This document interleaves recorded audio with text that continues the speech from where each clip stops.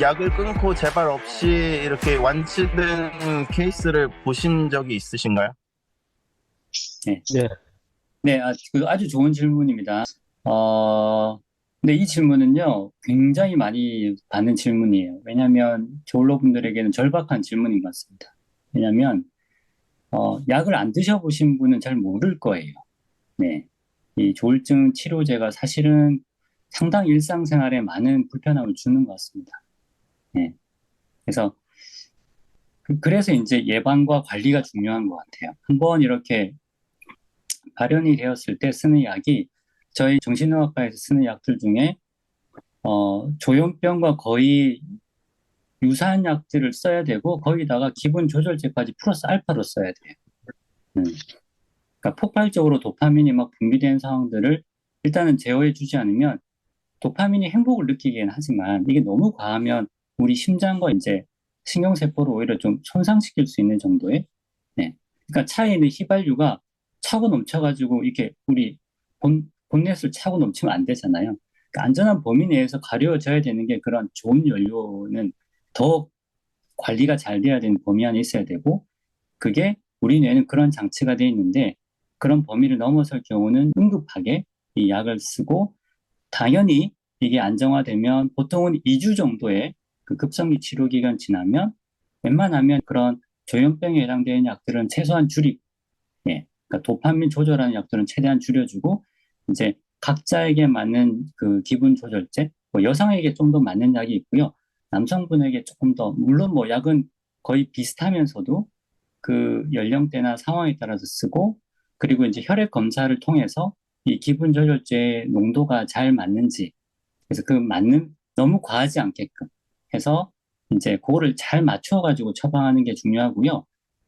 어, 우울증도 그렇고 공황장애도 그렇고요. 동일한 질문 하세요. 약 끊으면 안 돼, 이렇게 되냐고 하는데 저는 그래서 아예 처음부터 본인에게 필요한 가장 적절한 양의 양을 쓰고 대신에 가장 필요한 양이기 때문에 절대로 이 약을 임의로 끊거나 줄이면 안 된다고 꼭 부탁을 드려요. 그래서 꾸준히 드시면서 슬로리하게 테이퍼링, 이제 다운그레이션을 좀 이렇게 해주는데 저는 사람마다 다르더라고요.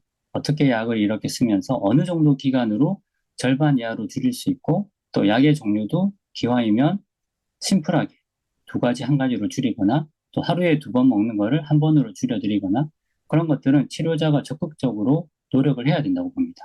그렇지만 이제 환우분이 해주셔야 될 것은 약에 대해서는 좀 전문가인 치료 주치의에게 좀 맡겨주시고 단지 본인의 바람, 저는 약의 종류를 조금 이렇게 정리가 됐으면 좋겠다. 또 횟수를 한 번으로 먹었으면 좋겠다라든지 그런 거는 이제 논의를 하면서 왜냐하면 그 환자분 따라서 잠을 너무 못 자는 조울이 있을 수도 있고 그 다음에 너무 일상의 어떤 감정 기복이 너무 심한 분들이 있을 수 있어가지고 어떤 분들은 저녁에 어떤 분들은 아침에 이렇게 조금 나누어서 또 거기에 맞는 약을 쓰고요.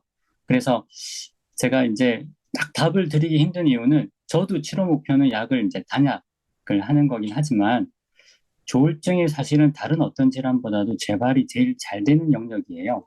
그 이유는 조울증 자체의 특성도 있지만 조울이 있는 분들이 이게 아이러니한데 약간 조증인 상태가 행복하다고 느끼세요. 그러다 보니 약을 임의로 이렇게 하나씩 빼먹거나 이런 것들을 굉장히 지능적으로 잘하세요. 그래서 이해는 됩니다. 네.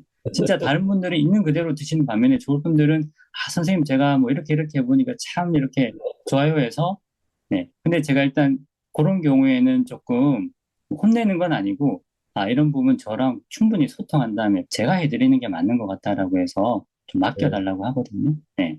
그래서 일단은 약을 임의로 끊거나 계획되지 않게 약을 줄이면 재발을 너무 잘하기 때문에 그래서 근데 그 재발이라는 것도 원래 조울증 이어서라기보다도 약을 자꾸만 네, 불규칙하게 먹는 일반 우울증에 비해서 네, 그래서 아마 그런 것도 있을 거라고 재발 안 하도록 하는 게 중요해서 이 질환 같은 경우는 그래서 약물 치료는 굉장히 중요하고 또 같이 굉장히 긴밀하게 소통해야 된다고 생각합니다.